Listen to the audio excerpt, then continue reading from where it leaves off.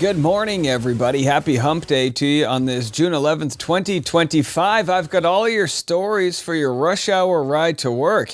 And listen, isn't summer supposed to be slow in the news world? We are jam-packed with content. Everything from Bachelorette, Jen Tran's breakup with Dancing with the Stars pros, to the 2 weddings that happened in the offseason for the NFL. We've got that. Plus now Justin Baldoni's attorney, Brian Friedman, speaking to TMZ. I'm going to share that full interview with you. And then, of course, more on the dystopian world we live in, but not for good reasons, as protests have really ripped apart Southern California.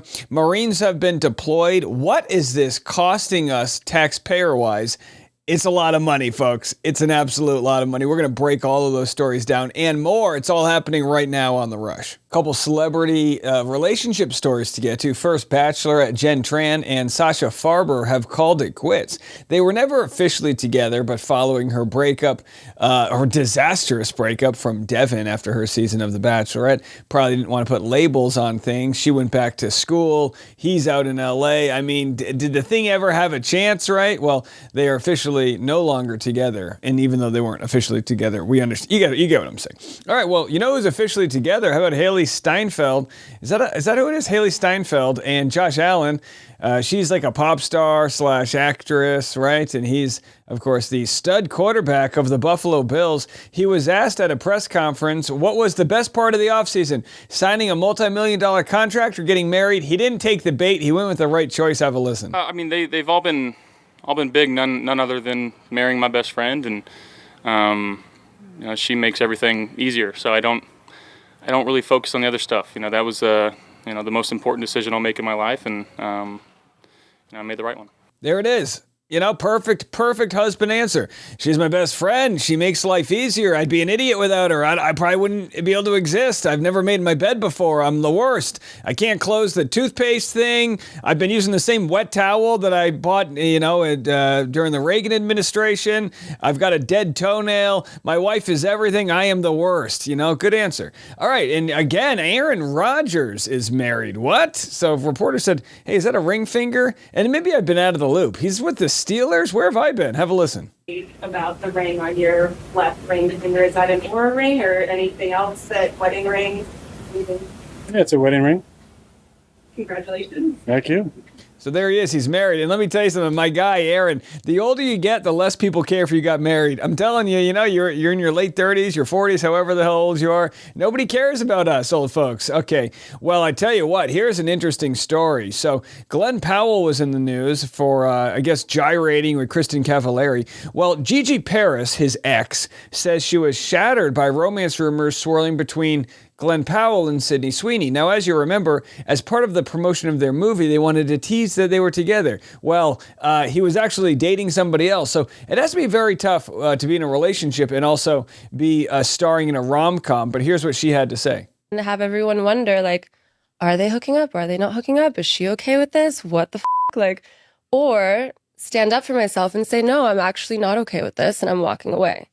So that's what I decided to do. It wasn't a way to monetize the breakup. It wasn't a way to twist the story around. I was shattered. I was actually trying to get a work visa to go over and work alongside my partner because I didn't want to go visit unless I could also focus on my own career because that was important to me. I'm not going to put everything aside. Yeah. That's right. And I'm paying my own bills here. But yeah, I was waiting for that to happen. And then I saw this hit the media and I was like, hello, what's going on here? Yeah, it's got to be tough, right? Because that's just the name of the game, right? With Glenn Powell, he's got to play up this relationship with this on-screen chemistry. And so often that hurts your off-screen life. I mean, you just think, oh yeah, they were just acting. But I mean, look at Brad Pitt. And Angelina Jolie, right? That ripped apart his relationship with Jennifer Aniston. And again, I'm not saying it's not Brad Pitt's fault. I'm just saying, it's always complicated. Luckily, in the world I live in of podcasting, I don't have to fake any relationships. She also says, Glenn Powell, she also discusses here the moment where she just knew it was over. I just need to stand up and say, no, I would never cheat on my girlfriend. I wouldn't do that. That's all that needed to be said. And that wasn't said. Never once. There it was. All she wanted, Glenn, was a little commitment. You couldn't give it to her. You couldn't do it. And boy, Glenn Powell bouncing between Gigi Paris and Sydney Sweeney. Is it Gigi Paris or Gigi Paris? I don't know. Is it Gigi Paris? I don't know what her name is. All right. Either way, here we have an interesting story.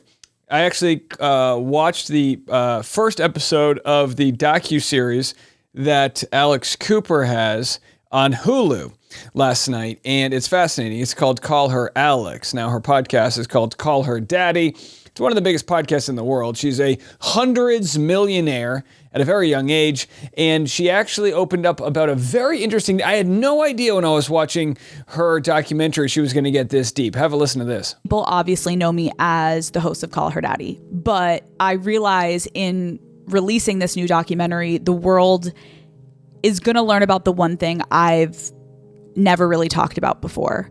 It took me a decade to tell this story, and I think I've hesitated to share my story for various reasons. It's really painful to talk about. And listen, she's a great storyteller because she gets into the story. I'm not going to spoil the sort of the depths of the story, but I think it's a pretty good show she's got. She talks about the tour she was putting together and the pressures on her to be performing live. And again, it really comes down to a harassment case she had with a former mentor, coach, and the school did nothing about it. And again, now she's got one of the biggest voices in the world here. And it just shines light on an issue where, people just aren't believed. People, she had the evidence. She had documents and logs of all of the abuses that took place, and they didn't do anything about it. And by the way, that's the issue people have with Blake Lively, right? Is that she doesn't have the evidence with her harassment case, the evidence of the timestamps that might exist between her and her partner or her agent or other cases. But what she does have is a victory lap because her defamation suit by Baldoni towards her was dismissed several days ago, and we've been sifting through the wreckage as Blake Lively has offered her statement, and her lawyers as well have spoken, and everyone's sort of contorting what happened to fit their agenda. Well, now we hear from Justin Baldoni's lawyer, Brian Friedman. I'll share everything he had to say coming next. Today's podcast is sponsored by Rula. Finding the right mental health care should be simple and affordable, but for many, it's not. Finding the right provider can make getting help feel overwhelming. That's where Rula comes in. Rula connects you with in-network licensed therapists that accept most major insurance. Their users typically have a copay of $15 per session, making therapy more accessible than ever before. From finding the right therapist to helping you schedule appointments and monitoring your progress, Rula is there to help. Join the thousands who have already turned to Rula for support on their journey to better mental health and well-being. Getting started is easy. Just visit Rula.com/RushHour today. When you sign up, they'll ask how you heard about them. Please support our show by letting them know we sent you. It's a simple way to help us while you take the first step towards the care you deserve. Go to RULA.com/RushHour now and connect with a licensed therapist who truly cares. Your mental health matters. All right, so here we have Brian Friedman blasting Blake Lively for premature celebration. Yes, you never want premature celebration. You want to celebrate at the right time with your partner while you make eye contact. But here we have what he had to say about the really big blow to his client as their $400 million defamation case was dismissed. Have a listen to this. We weren't pleased that the judge dismissed the defamation claim, but it didn't, overall, it's not what the case is about. I mean, let's remember where we got started here. We got started because Blake Lively filed a CRD complaint and then, walked over and filed a lawsuit which, accused some very good people of a smear campaign and accused, a terrific young man of sexual harassment, both of which were completely untrue. And that's where the case got started. It's where the case stands today. Those claims that she brought exist. That's where we want our win. From day one, where we've wanted our win, in addition to getting damages, but where we wanted our win is to show there was no smear campaign and there's no sexual harassment. And she hasn't proved a thing. As a matter of fact, it's just the opposite. Look at the facts. Look at what's been shown. Yeah, and listen, while it is a big blow to have the defamation case dismissed, that's what happens most of the time with defamation cases. It's very hard to prove. And in this case, all of the things that Blake said were protected litigation. She said it in the court system. And by the way, shout out to Brian Friedman, power attorney here. He's dressed like the father of the bride. He's got that father of the bride tuxedo look going for him. Silver fox indeed. Look at the receipts. Look at the video. What's next for you? I mean, next for us is I'm really hoping that she doesn't drop her lawsuit. Why would she? Because she's on a false victory tour, and she's afraid of the truth. Wow. And the truth is, going to be shown through depositions, which is what's going to be next. I've noticed her deposition. It's set in June. We're going to see if she's going to appear at that deposition or not. And we're going to proceed forward with the case, and we're going to show that there was no sexual harassment, and we're going to show that there was no smear campaign. Obviously, the defamation was dismissed with prejudice, so you can't refile that. But do you plan to refile any of the other? I think there are 3 other claims that you could refile, correct?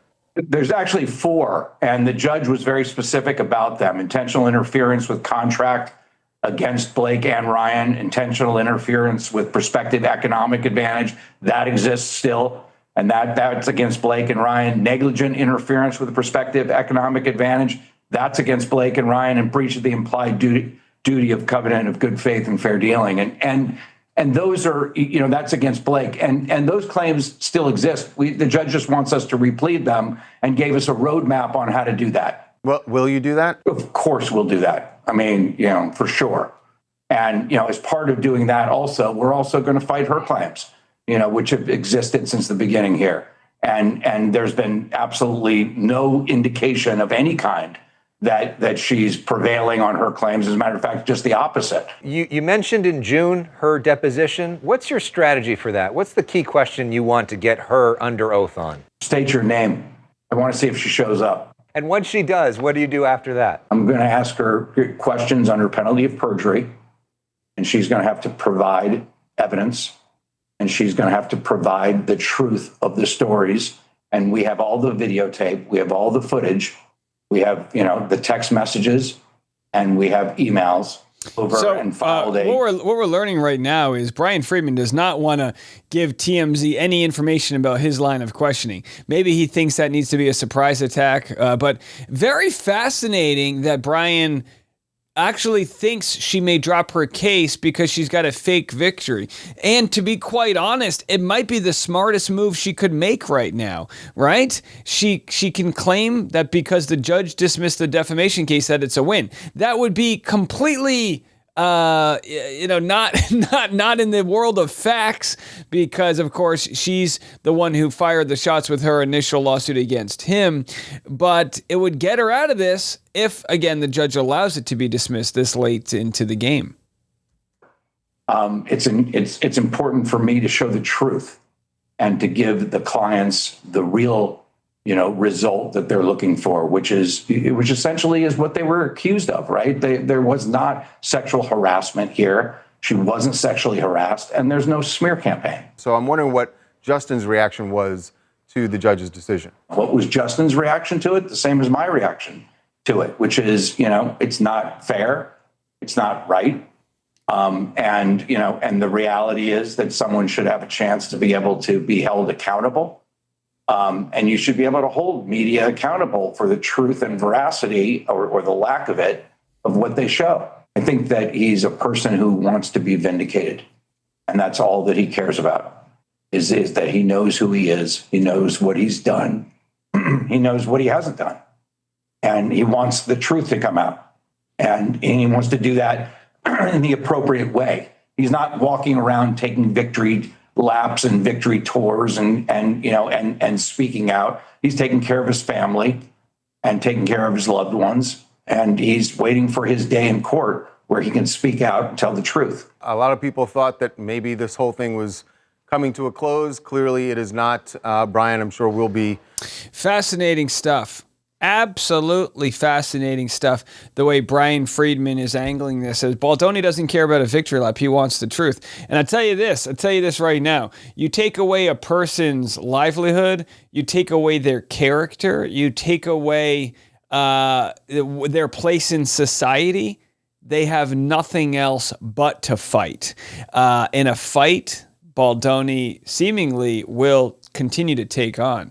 And very interesting that they say, no, we don't want this to settle. We don't want her to, to dismiss her lawsuit. We don't want any of that. We want to take this thing to court and prove ourselves in court. Now, Blake's side says, oh, that's this PR move by them. But I don't know, folks. This is on Blake to show the burden that she actually was harassed. Very fascinating stuff. Here's what Billy Bush had to say. He had a pretty good take on it. Have a listen. If you say someone defamed you, as Justin did, right, you're implying that that person made something up about you. Judge Lyman is saying that Ryan and Leslie Sloan calling Justin Baldoni a sexual predator is not defamation because based on the knowledge that those two had, which is Blake's, CRD complaint that she filed in California back in December, to them, based on that filing, to them it was true. We just read Blake's filing and you'll see he actually is a sexual predator. So we're not defaming him. We're just going off this legal document here that this nice woman has filed. Judge also ruled that since Blake made her allegations in a legal filing, that California CRD complaint, what she alleges is protected from counterattack. Now, Team Blake is going to go after Justin on the grounds that his whole countersuit was the ultimate in toxic masculinity, a retaliatory strike against an innocent victim. He's guilty of DARVO. You've heard that term. DARVO. Deny, attack, reverse victim, and offender. Not only do I deny what she's saying, she's the actual offender. I'm the victim here, which is what he did. Blake struck first in this whole thing, and by doing so, basically insulated herself from counterattack. Yeah, very interesting. If you read some comments online from folks, they'll say the same thing. Hey, he's supposed to be a feminist. He's supposed to be an ally. So why is he attacking her? But again, we'll have to see as the beat carries on. So let's go into the protests happening in Los Angeles and other places, around Southern California. But now they've called on the Marines to show up, which, of course, the Marines not supposed to be deployed for, domestic reasons. And we have someone saying, an ex-Marine saying, this could end horribly. Let's have a listen. You're a former Marine. How would you and your fellow troops in the day, how would you feel if you had to be deployed to a Los Angeles area, any big city in this country, to sort of quell unrest? I mean, I know the Marines that are there, that are deployed, they want to do their duty, they want to do right, and they want to defend the Constitution. But I think we all recognize, every veteran I've talked to recognizes that this could end horrifically. The Marines from 2-7, who are the Marine unit that's been sent there, they're an infantry unit, which means they're trained to close with and destroy the enemy. They've been training to do this for many months. And the training that they've just had on how to deal with civilians, maybe they've gotten in the past 24 to 48 hours, if that. So they have months of training on how to destroy the enemy. Who's the enemy to be destroyed? An American citizen? Somebody, in Los Angeles, one of the great cities of the world? Oh my gosh, yeah, this could end horribly. There could be a standout. I mean, there could be so many ways that this does not end well. Here's what the mayor of Boston has to say from the West Coast to the East Coast. Have a listen. My advice to Tom Homan, the border czar, and ICE is to take a time out. Reassess what you are doing and how you are doing it. Knock it off. A little friendly advice from the safest major city in the country. We know how to keep people safe. We know that requires collaboration. Yeah, they're like, we know how to keep people safe unless the Patriots or Red Sox or Bruins or Celtics win the World Series. You get them. And trust and community members holding each other and holding our law enforcement officials and city officials and state government to the highest of standards. So she says, knock it off, right? The old dad say, knock it off back there. I'll turn this car around.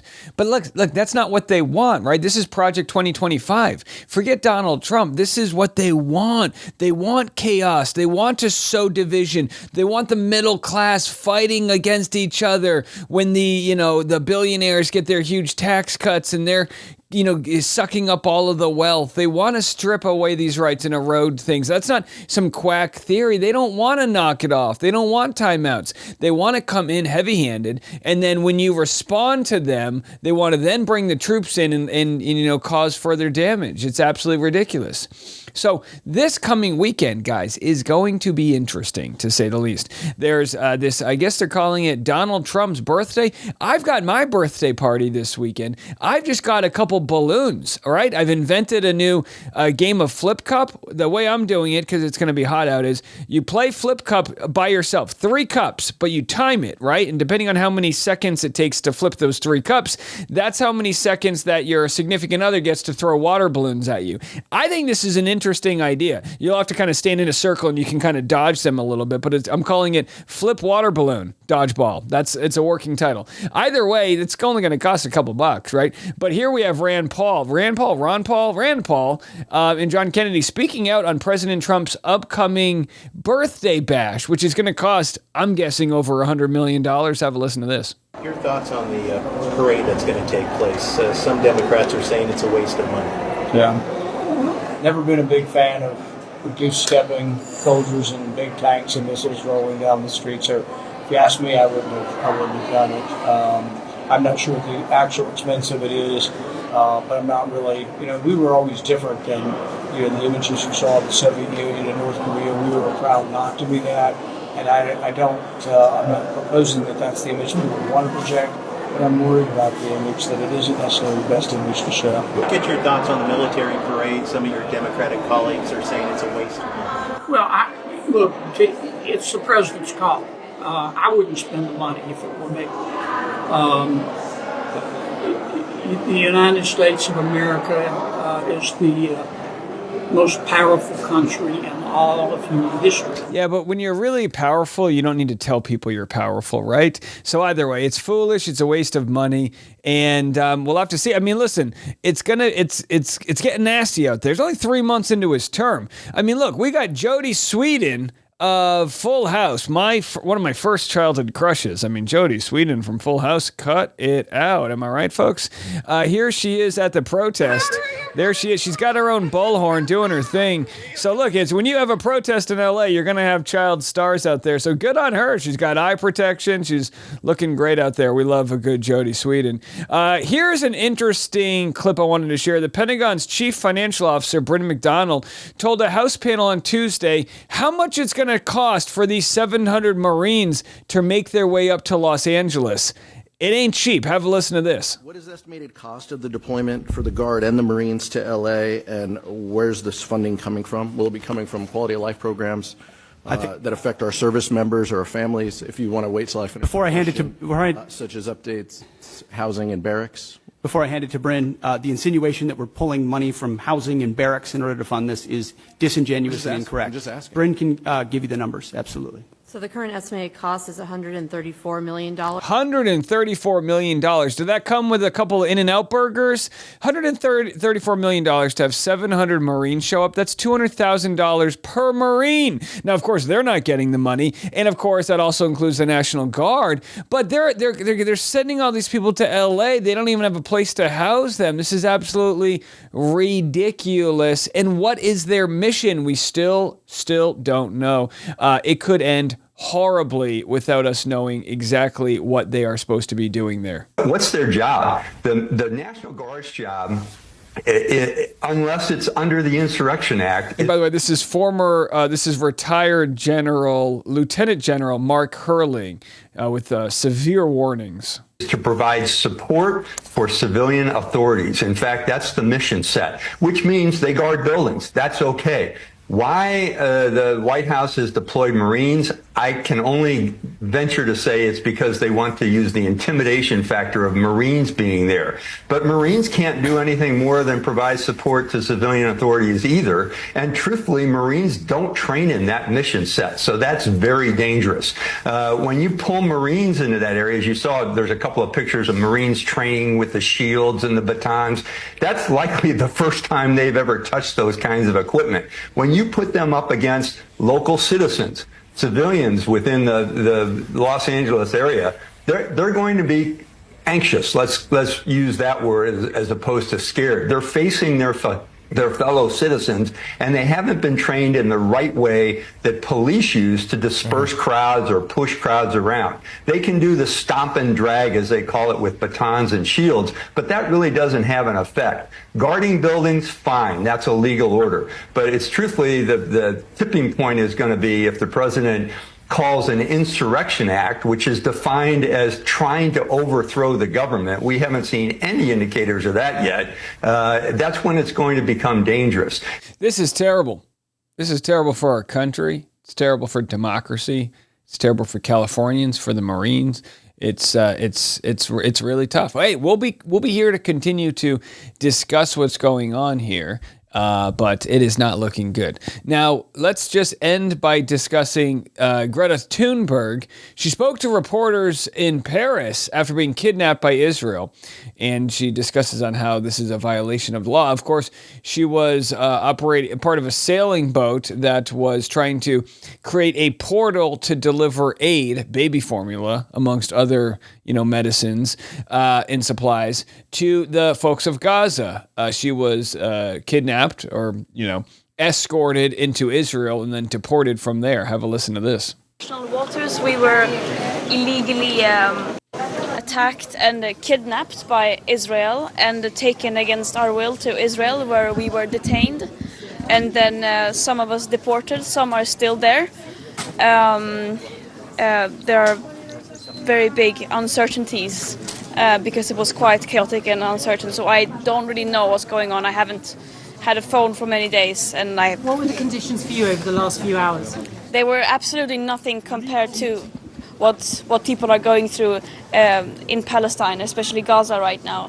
And this is yet another international a violation of international rights, adding to the list of countless of such, especially towards Palestinians, that Israel are committing by blocking and preventing humanitarian aid from entering Gaza. That is illegal. How did the Israelis treat you? We saw them giving out sandwiches on their social media. How did it? Yeah, they probably have posted lots of PR stunt videos. As I said, I have not seen anything, but they did an illegal act by kidnapping us on international waters and against our will, bringing us to Israel, keeping us in the bottom of the boat, not letting us getting out, and so on. So she calls them PR stunts that the Israeli army or the forces were doing here, but she's calling it kidnapping. There it is, words from Greta Thunberg. All right, that's going to do it for us. We'll be back this afternoon for all of your stories. We'll see you then. I'm Dave, and this is The Rush.